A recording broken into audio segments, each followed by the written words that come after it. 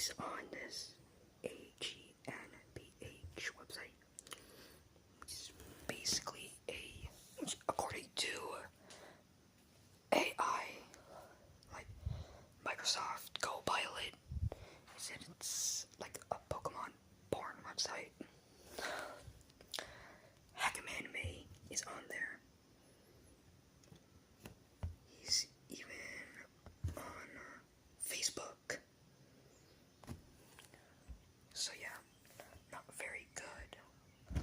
This just makes Hackamanime even more worse, like an even worse person than he already is, as far as we know.